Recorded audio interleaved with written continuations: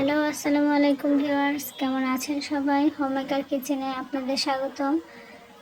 আজকে আমি আপনাদের সঙ্গে শেয়ার করছি খুবই কমন এবং সহজ একটি রেসিপি, কাচকি মাছের চচ্চড়ি। এই রেসিপিটি কিন্তু সবাই রান্না করে থাকেন আর কম বেশি সবারই এটি খেতে খুবই পছন্দ। আজকে আমি এটি আলু, টমেটো এবং ধনেপাতা দিয়ে রান্না করেছি। চলুন দেখে নিই আমি রান্নাটা কীভাবে করেছি।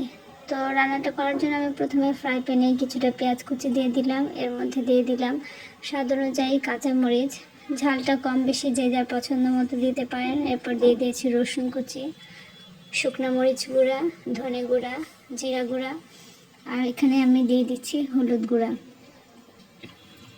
এরকম ছোটো মাছের চচ্চড়িতে কিন্তু খুব অল্প মশলা দিয়ে রান্নাটা খেতে ভালো লাগে। এখানে আমি দিয়ে দিলাম আদা রসুন পেস্ট আর দিয়ে দিচ্ছি লবণ। এরপর দিয়ে দিব তেল।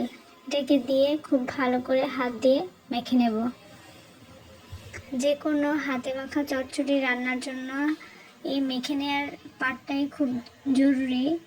এই মেখে নেওয়াটা যদি খুব সুন্দর করে মেখে নেওয়া যায় তাহলে কিন্তু রান্নার স্বাদটা খুবই ভালো আসে।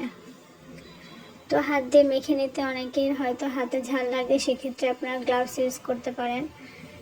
আমার মশলাটা মেখে নেওয়া হয়ে গিয়েছে। এখন আমি এর মধ্যে টমেটো আর আলু কুচিটা দিয়ে আর একটু কিছুক্ষণ মেখে নেব। এই ধরনের ছোটো মাছের চচ্চড়ি দিয়ে কিন্তু গরম ভাতের সঙ্গে খেতে খুবই ভালো লাগে।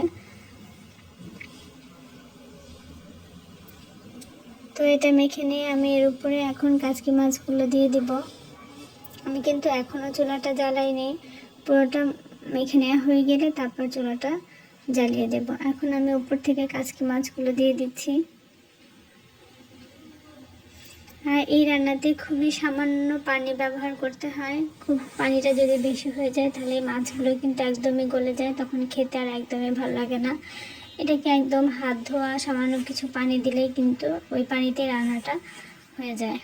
তো আমি এখন চুলাটা জ্বালিয়ে ঢাকনা দিয়ে ঢেকে রান্না করে নিচ্ছি। পানিটা মোটামুটি পর্যায়ে যখন শুকিয়ে আসবে সে পর্যায় পর্যন্ত। তো দেখতে পাচ্ছেন পানিটা প্রায় শুকিয়ে গিয়েছে। এখন আমি এই পর্যায়ে উপর থেকে ধনেপাতা কুচিটা দিয়ে দিচ্ছি। যে কোনো চচ্চড়িতে ধনেপাতা ফ্লেভারটা কিন্তু খুবই ভালো লাগে। এখন ধনেপাতাটা দিয়ে আমি অল্প কিছু সময়ের জন্য ঢেকে দিলাম। ঠিক এর মধ্যে পানিটাও শুকিয়ে এসেছে। তো এখন আমি এটাকে নামিয়ে পরিবেশন করে নিচ্ছি। তো আপনারা এইভাবে যে কোনো ছোটো মাছের চচ্চড়ি হাতে মেখে রান্না করতে পারেন।